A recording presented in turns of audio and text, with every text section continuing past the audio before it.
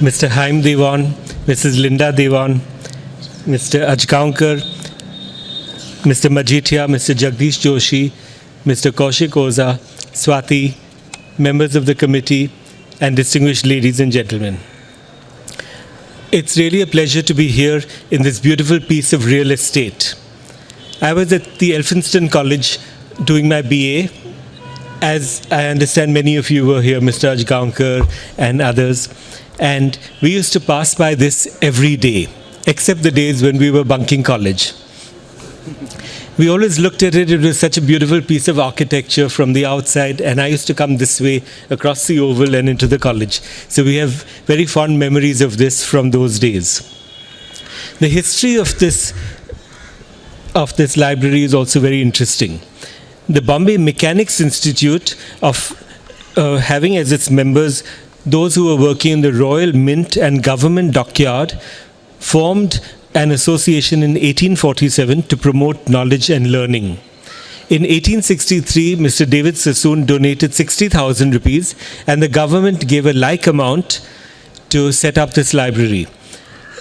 1,485 square yards, which is now a huge piece of land, was given here on lease for 999 years. And in 1867, the foundation stone was laid. This was, I understand, the first building on the southern end of the esplanade after the fort walls were broken down. It was then called the Sassoon Mechanics Institute. But in March 1938, when government funding stopped, it became the David Sassoon Library and the Reading Room. So at one time it was actively disseminating knowledge and information. Later, as a library and reading room, it was a haven for so many who studied in the colleges here or who practiced in the courts around, who used to come here and read. And I understand that it is open from 8 a.m. to 9 p.m. every day, including Sundays. That is really a tremendous feat. I was very happy to look around the library, and I got for myself a little souvenir from the terrace, a little mango from the tree just outside, to remind me of this day. And I thank you very much. I'm proud to be a recipient of the honorary patron membership. That's another gift that I will take back in addition to this. Thank you. Well, Mr. Jeff Bezos and Amazon have changed the way the world looks at books. More books are written now. Many of them are published on the electronic media, and with our Kindles or iPads or other devices, we are able to read those. And not as many people go to libraries and read books from the libraries or in print. So there are less libraries now, and all those which are there are having a great deal of difficulty maintaining their huge properties and maintaining their collections of books. Some of them may have to digitize the books, etc. But it's very good that you've been doing whatever you can in this century and a half. You've provided Wi-Fi, tea and coffee, CCTV is there for security, and you've started a newsletter, I understand. But all libraries worldwide have problems. And for instance, the Asiatic Library has also ventured into something new. They have tied up with the Rotary Club of Bombay, and they have programs regularly. In fact, just last week, there was a program where the dancer Astad Debu performed on the steps of the Asiatic Library, and members of the Rotary Club went there to be able to enjoy the ambience there and to be able to participate in the activities. While libraries have difficulties, there is one thing that they do have, and that is real estate. Because it was this real estate that was necessary. A size was necessary in order to preserve the books that you have. You have not just space, you have a beautiful garden right in the heart of Bombay. And perhaps what you have to look at now is to have more programs, more active programs, whereby people come back and where there can be an education, there can be knowledge and learning. Perhaps what you can do is to have classes for teaching English, because while many people study in different languages, they are not always equipped with a knowledge of English, especially of spoken English, and soft skills which are necessary as in addition to the formal education that we get in our colleges. This will get income perhaps for the library, and will be also a great contribution to society as your library has been doing all these years. So, ladies and gentlemen, our city Mumbai has grown so much because of the munificence and enterprise and vision of great people like David Sassoon. But Mumbai was not always as it is now. Once upon a time, there was an old woman and she had 6 companions. They were all separate from each other. Because of the efforts of well-wishers like Mr. David Sassoon, they were brought together, rejuvenated, and they became very attractive and embraced everyone who came close to them. These, ladies and gentlemen, are the original islands which constituted Mumbai, Bombay. Old Woman's Island, Colaba, Malabar Hill, Worli, Parel, and Sivri. The fort was constructed in the 1600s and 1700s just here, and then the walls were broken. And in 1780, William Hornby, who was then the governor of Bombay, wanted to connect some of the islands, Mahalakshmi to the other islands. So he wanted to set up an embankment, which is now from Haji Ali onwards. But this was against the wishes of the East India Company. He knew that when they had informed him about it. So he wrote to the East India Company saying that he wanted to begin this embankment. Before he got a response, he actually began it. When the letter came from the East India Company, which he knew was the refusal, he went away from Bombay to Calcutta. And then when the letter followed him to Calcutta, then he left from there and went somewhere else. So for 2 years, he kept running ahead of this letter just so that he should not get a refusal and his life's dream should be fulfilled. He did complete it in about 1784, and that is called Hornby Vellard near Mahalakshmi and Haji Ali. And then after it was completed, then he opened the letter and then he went back to England.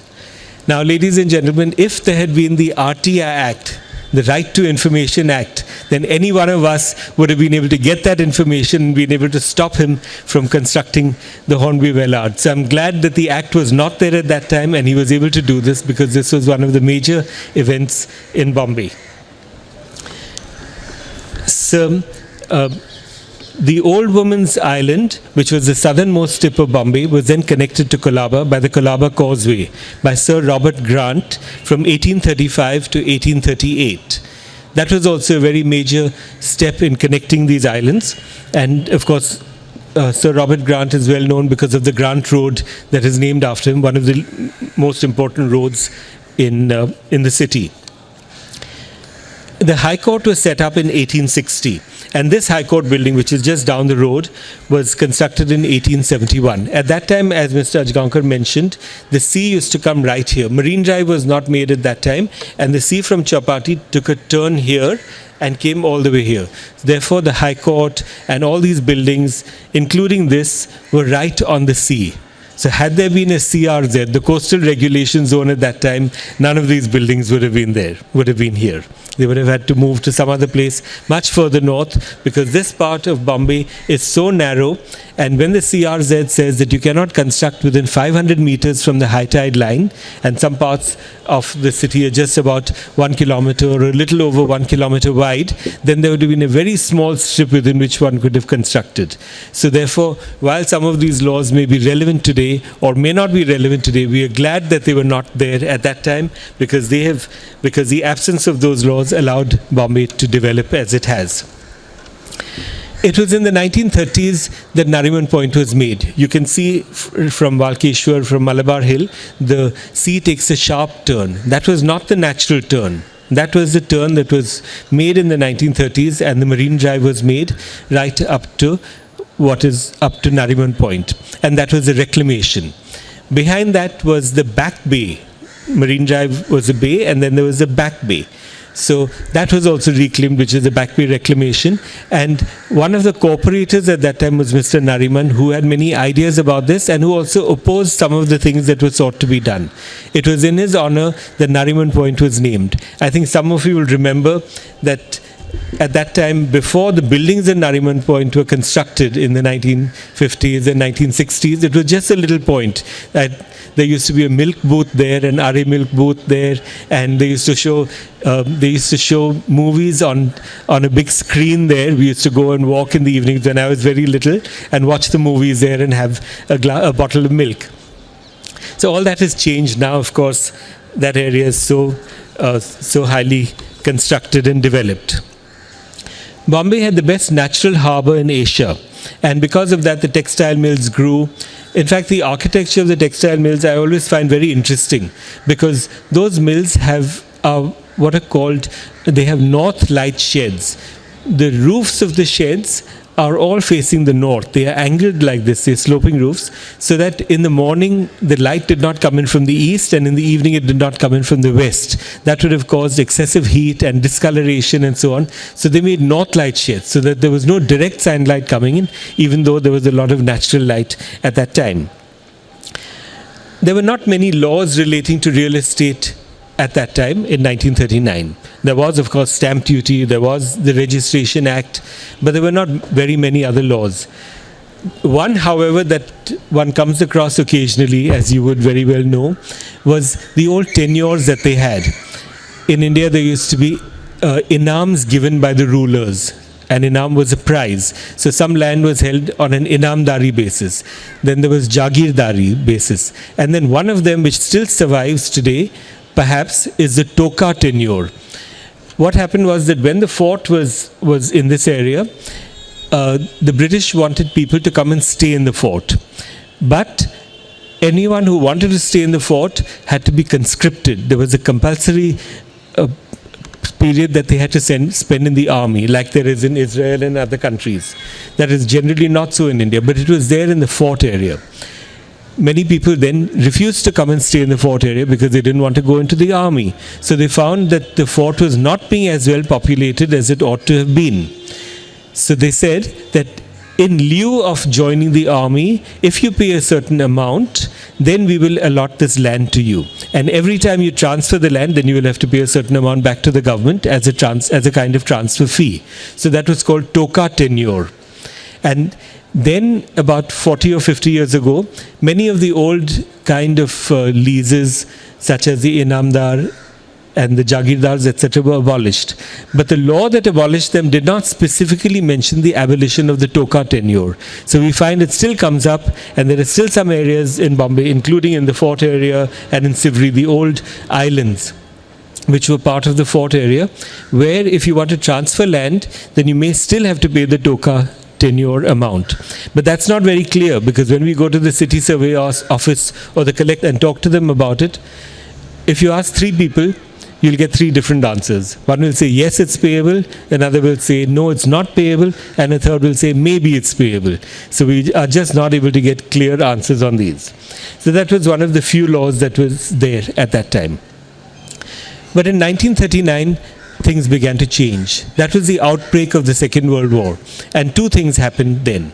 One was that foreign exchange regulation was introduced, which later took the form of FERA and FEMA, and then has led to the FDI regulations. And the other was the tenancy laws, because prices went up and rents went up a great deal in Bombay on account of the war. In order to preserve the rights of tenants, the Rent Control Act was passed. And that has continued till today. There have been some modifications from time to time. On the 1st of February 1973, those who were there on a live-in license basis became deemed tenants. And after that, the rent control law, which came in 2000, has said that companies with a paid-up capital of more than 1 crore have to vacate. They cannot continue. But the rent control law, by and large, has continued to be enforced. And even just about a month ago, there was talk of it being abolished, and then there was protests from all the political parties and all the numerous tenants in Bombay, because more than 50% of the population of Bombay lives on tenancy basis or in slum areas where they do not have the rights to their own property. So the laws then began to come, and there were many laws which came at that time. The Land Requisition Act came in 1948, the Cooperative Societies Act in 1960, the Maharashtra Ownership Flats Act in 1963, the Maharashtra Regional and Town Planning Act also in 1963. A slum law was introduced in 1971 because the fact that such a large portion of the population was living in slums had to be recognized. It could not be ignored any longer. And there had to be some way in which they would be provided for. unfortunately, that has not happened to any great extent, and the slums have proliferated. The taxes were also very, very high. We had, of course, the income tax, which at one time used to go to 97.75%. We had wealth tax, gift tax, which at one time was 75%. Then we had estate duty, which over an amount of 20 lakhs of rupees was 85%. And there were the stamp duty on every transfer of property was 15%. You name it, whatever kind of law there could be for real estate, we had it. And I think India must have set a world record at that time. Bombay must have set a world record for the maximum number of laws relating to real estate, which position continued for many, many years to come. Now, there was, however, in spite of these laws, a great influx of population. Population has been the biggest problem of Bombay, but it's also been the greatest attraction of Bombay. It's because of the people here that more people come in. And those that come in do find difficulties, but still they keep coming.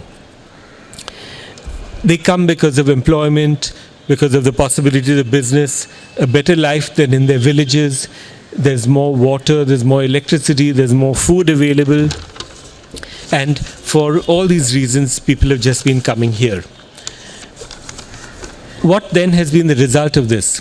There is a website called City Mayors, and it's very interesting that one of the sets of statistics it has is relating to population density.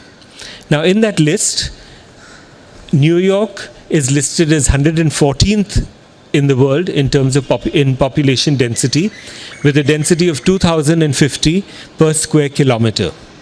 London is higher up. London is 43rd with 5,100 people per square kilometer. Shanghai, which has grown so much in the last few years, has 13,400 people per square kilometer. Calcutta is the second on the list in terms of population density, and it has 23,900 per square kilometer. And what about our city, our dear city? Well, we are the world champions. We have 29,650 people per square kilometer. So we are way ahead of Calcutta, 6,000 more than that. So you can see that really is a problem, and in spite of that, more and more people have been coming here. Now, when we talk about property or real estate in Mumbai, one other thing that we have to note is a progression in prices.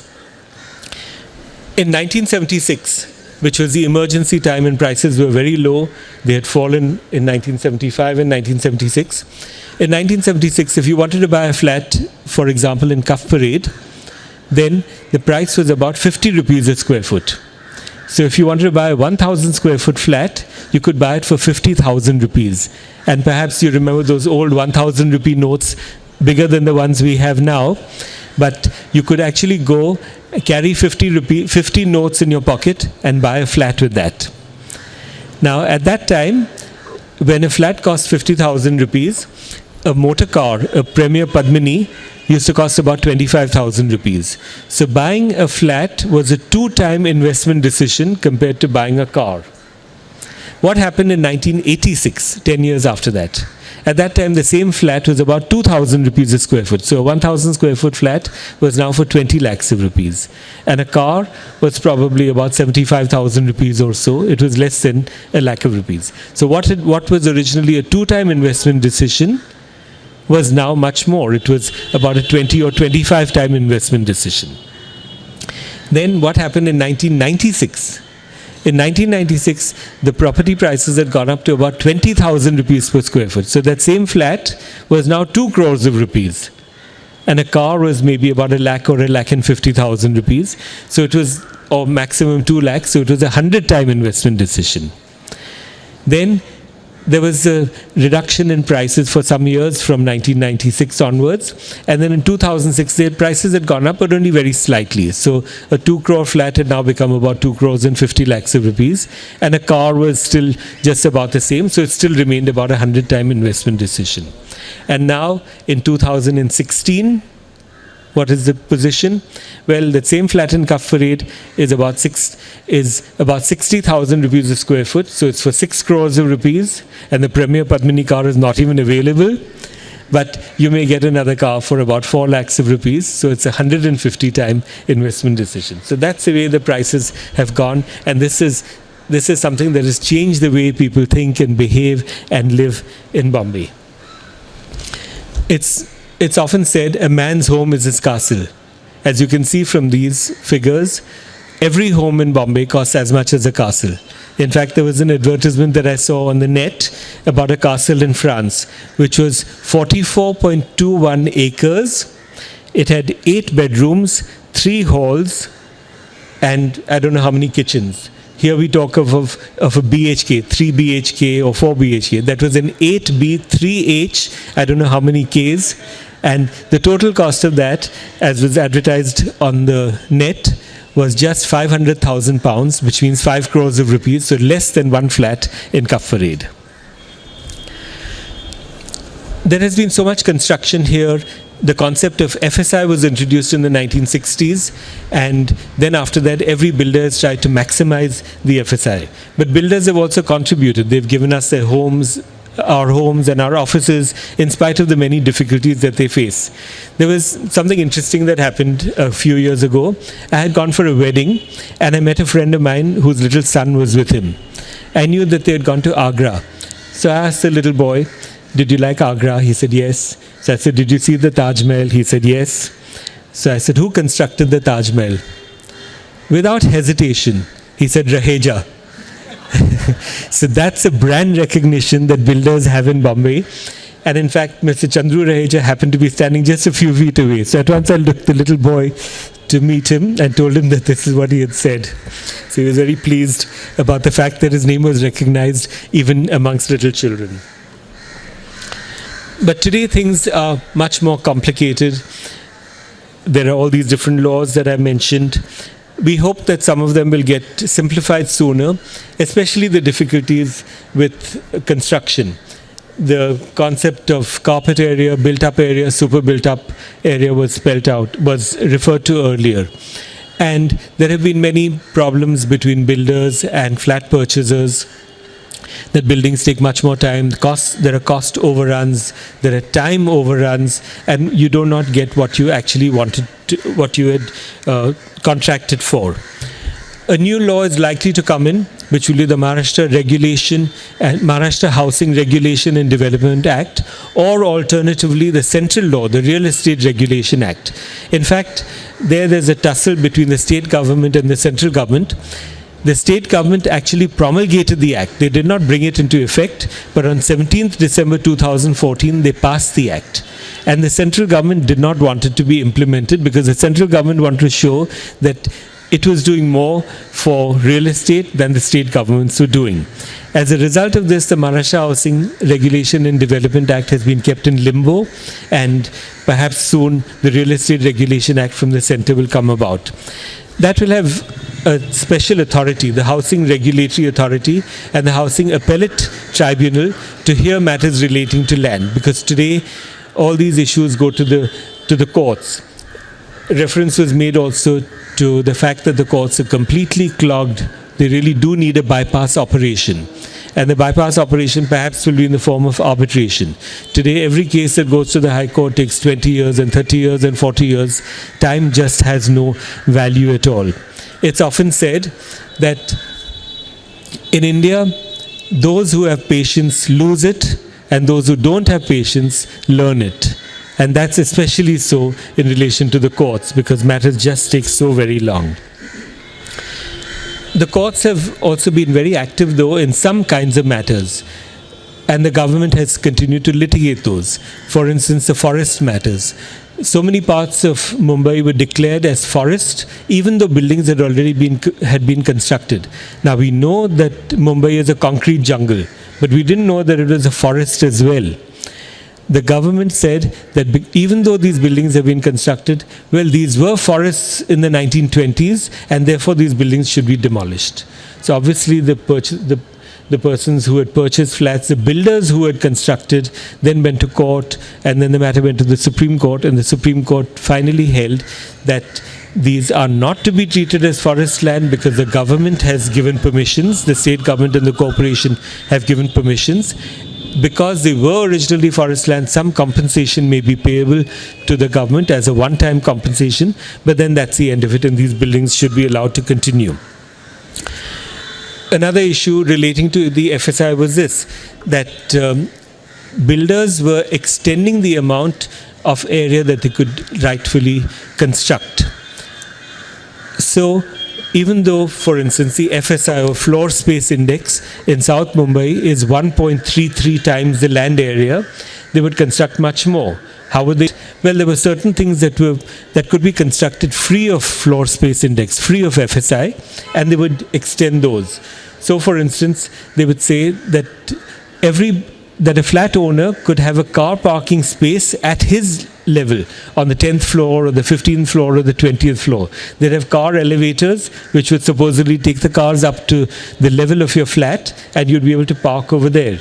Now, no one was actually going to park their cars there. They'd have their car parking spaces in the basement, and they'd have these beautiful areas which were supposed to be for car parking, which had magnificent views of the sea and so on.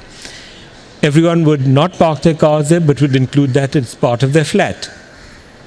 That was one device that was used by builders. And the other was that there was an exemption for flower beds. So a builder would say that I'm giving you a flower bed. The flower bed would not be just 10 or 20 square feet in front of your home to have a few bushes or a few plants, but it would be very extensive. So the former municipal commissioner who took note of this, Mr. Subodh Kumar, said that because of the misuse of these provisions, I find that there are more flower beds in Bombay than there are flowers. So he changed the laws, and then he provided for a different kind of FSI called incentive fungible FSI, as a result of which if you have to pay the corporation and buy this extra FSI, then it's your choice. You may use it for a flower bed, or you may use it for your bedrooms or your halls, etc. Of course, even though people have paid for this fungible FSI, no one has used it for a flower bed anymore since they've had to pay for it, and they've actually used it to include in the flats. The position in Bombay, therefore, has been very difficult for real estate because of the prices primarily and because of the numerous laws. When you want to buy a flat, you have to pay service tax, VAT, stamp duty, and the regulations relating to stamp duty also are extremely complicated, and they have what is called the reckoner value. A couple of years ago, someone came to me and he said that he had a slum land. He had been afraid to step onto the slum land because the slum dwellers might attack him, thinking that he has come to try and evict them. This had been in his family for 50 or 60 years. So he decided to sell the property. He got an offer from a builder for about 2 crores and 50 lakhs. And then just before he was signing, he came to meet me and he asked me, can I go ahead with this deal? So I knew that the stamp office values property differently from what is reflected in the document. I asked the purchaser, how much are you going to pay stamp duty on? So he said the stamp office has valued this property at 18 crores of rupees, and therefore I'm going to pay 5% of that. That means 90 lakhs of rupees. And I knew that that was what he was going to say. So I told the seller of the property, once the stamp office has adopted a figure of 18 crores of rupees on the basis of the ready reckoner, the purchaser may be willing to pay stamp duty because he has a much greater vision in mind on the basis of the FSI that he will get. But you will then have to pay income tax with reference to 18 crores of rupees because that's the value that the stamp office has determined. Now your income tax is going to be 20%. So on this 18 crores of deemed value, you would have to pay an income tax of 3 crores and 60 lakhs of rupees. What you are going to get is only 2 crores and 50 lakhs. You definitely cannot do this transaction. It's much better for you to hold on to this land and never get anything from it than to get 250 and pay 360 right away. So of course the transaction broke, and I'm so glad that they broke it, because then the seller went back to the buyer and negotiated and got 6 crores of rupees, enough to be able to cover him for the tax. So that even if the stamp office worked it out at 18 crores of rupees, he would be able to pay that 3 crores 50 or 3 crores 60 out of the 6, and he'd be left with the 2 crores 50 which he had contracted for originally. And then, of course, the income tax department has taken up that matter, and they came to meet me 3 days ago saying that they've got a notice from the income tax department and they have to pay for it. So they were very worried. But I said, you don't have to worry because you'd already factored this in at the time when you transacted. So just go ahead and pay the tax right now. But these are the difficulties that can come about in the present day. Now, what of the future? We know what prices are like, we know what the density of population is, and what can we do, what should we do? There is often talk about a vision for Mumbai, that Mumbai should become like Shanghai. But do we want Mumbai to become like Shanghai? Every city has its own character, every city has its own circumstances, its own situation, its own people, its own physical characteristics. Do we just want more and more construction? I think we don't want that. In fact, a client of mine is a builder in Pune. He had come to me and he had inherited a property in Girgaon, which was occupied by tenants. So he told me, he said, I don't know what you all are doing to your city. Girgaon is already such a crowded area. There's a building that I've inherited, which is ground plus 3 floors or so. So it's already fully constructed. And now the laws are such that I can reconstruct, I can rehouse the existing tenants and get additional FSI to be able to construct and sell more so that I get the money for rehousing these old tenants on ownership basis. Therefore, the FSI that has already been utilized now will be practically doubled. And therefore, there'll be much more congestion in this area. There'll be more cars coming in. There'll be more people coming in. You all are really destroying the city.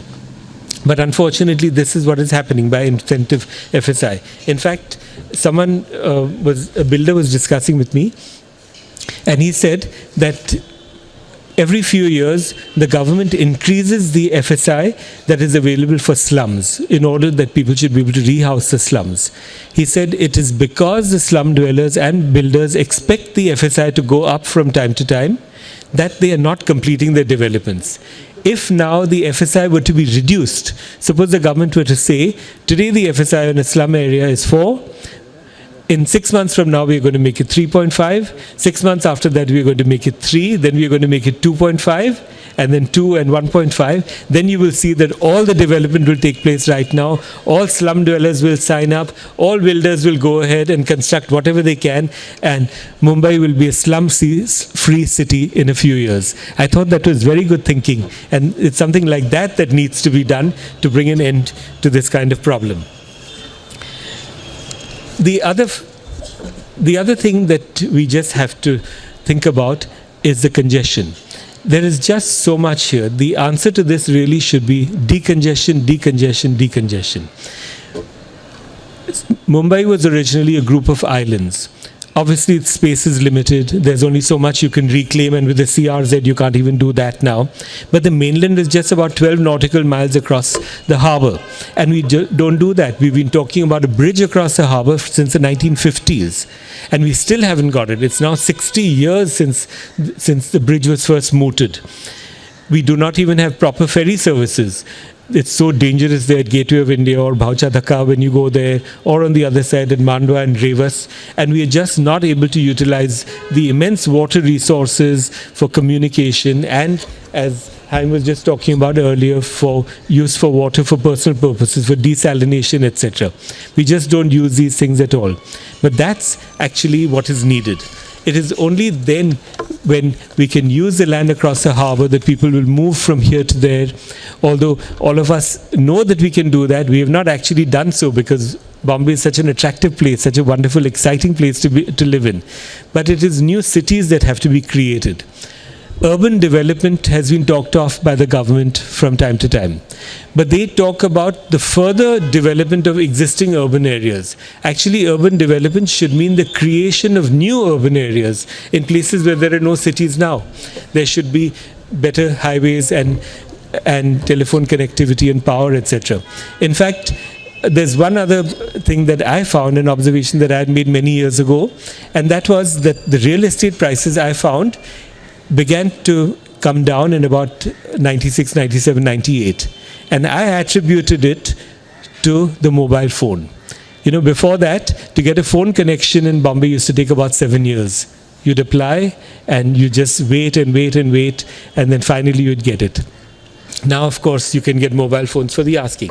But it was when the mobile phone became popular in Bombay, became available and reasonably priced, that you found that the property prices fell. Because the person didn't just have to be in the Fort area or Cuff Parade or Ballad Estate or Dadar.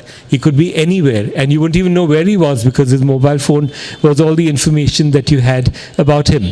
And people were then able to move further away, and that's what caused some decongestion in Bombay, some moving out and utilization of other areas. That's what's needed, I feel, across the harbour. The other thing is some revolutionary steps have to be taken. Shakespeare said, "Diseases desperate grown, by desperate measures are relieved, or not at all." In the year 1905, more than 100 years ago, the capital was shifted from Calcutta to Delhi. I think something like that again needs to be done for Bombay. Bombay is the capital of Maharashtra, but maybe we need to have another capital, a new capital that's created with new buildings, really truly as a smart city, what they've been talking about. Which would then mean that government buildings would move out from here, there'd be a new focus, a new area of concentration, and then there would be development of other townships around those areas.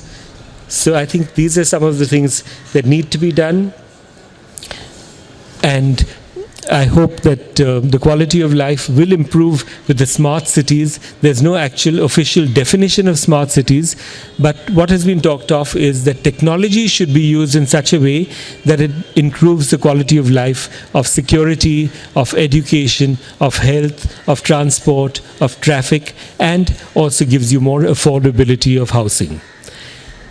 We hope that this comes about, and I hope there'll be a time when the quality of life here will be so good that Powai can be talked of in the same breath as Hawaii. Thank you.